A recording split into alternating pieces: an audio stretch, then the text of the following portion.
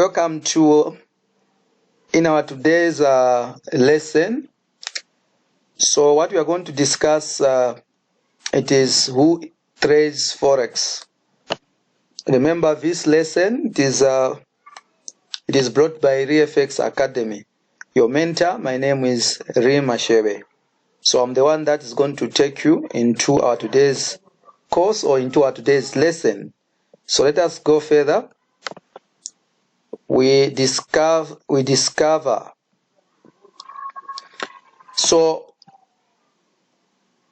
forex market players. So this is what we are going to discuss. We want to know these who are involved into forex trading.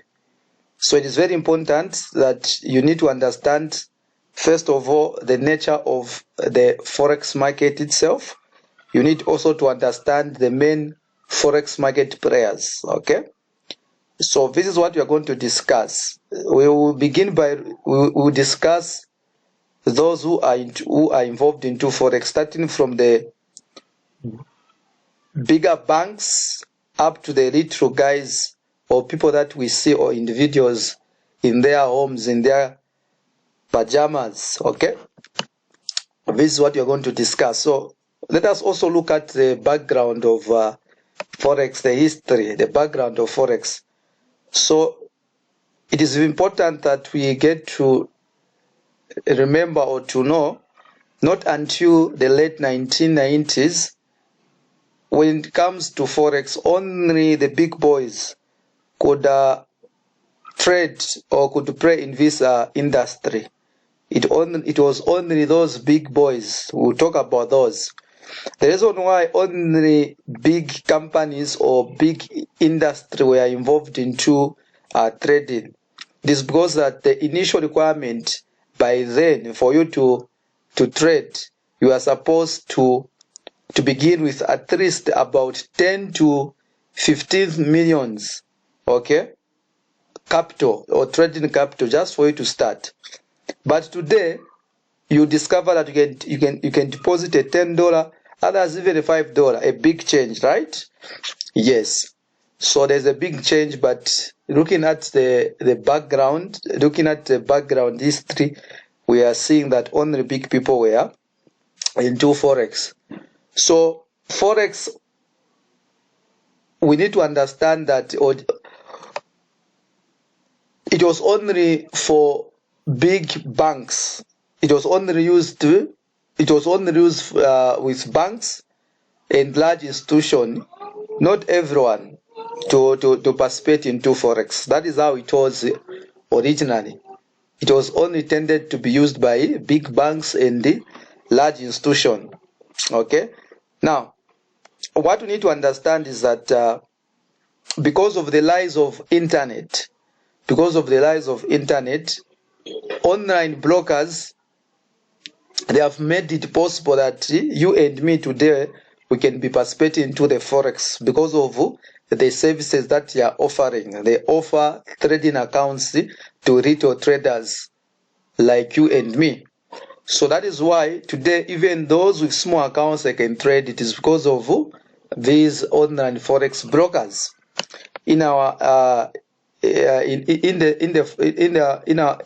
the previous course, we looked at who is a broker. So I'm sure it is not an issue. So now let us go further for us to understand now the major forex market players. Okay, the first players who are involved into forex, we have the super banks. Okay, we have the super banks. Number 2, we have the liquidity providers. Okay, number 3, we have large commercial companies. Okay, number 4, we have banks. We have governments and central banks. Government and the central banks. Okay. Then number 5, we have this is where now retail traders falls in. This is where now forex traders falls in. Okay. So this is where now forex traders falls in. So it is very important that you get to understand that these are players that are involved into forex. So forex is the biggest business in the entire world. So as you can see, you are able to see that it is not something which is small. Okay, all these are involved into trading, including banks, including governments. Okay, so this is what you need to understand. It is very, very important.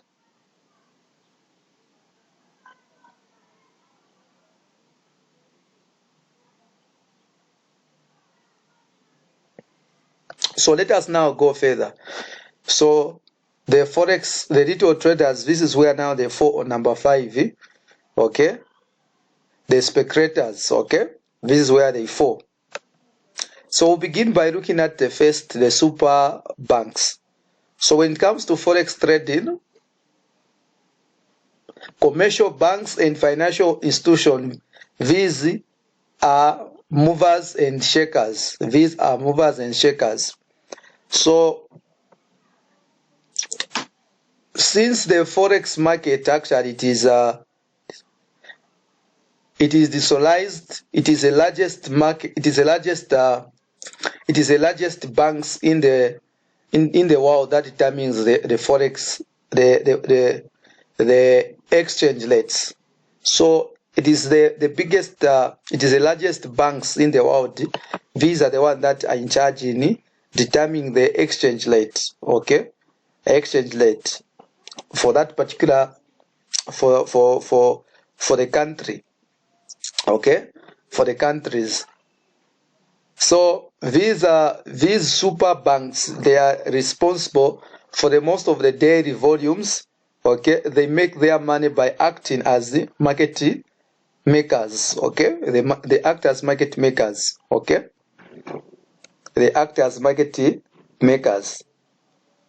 So that is what you need to bear in mind. Okay, that is what you need to bear in mind. So what does the market makers means? It simply means that they are constant buying and selling of currencies. Okay, pocketing the difference between the bid and the ask prices. Okay, very important that you need to understand that these large banks, okay, correctly, which are known as the interbank market. Okay, they are also called inter-dealers market. Okay, they are in charge of putting in the amount in forex transactions each day for both their customers and also for themselves. Okay, they are also called monsters. Okay, monsters. They are called monsters in the market. Okay, so you need to understand that. We move to our next players in the market, those who are involved in the forex market.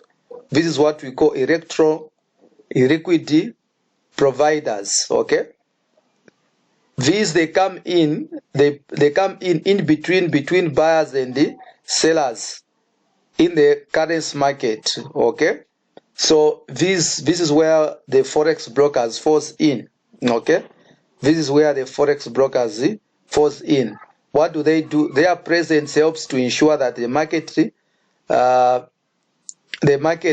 those people that are participating to the market, they can find the counterparties for their trades. Okay, they also allow the faster in execution the trades, also reducing the potential impact of the market, because the market it moves so fast. So they also help that traders they don't lose their profit.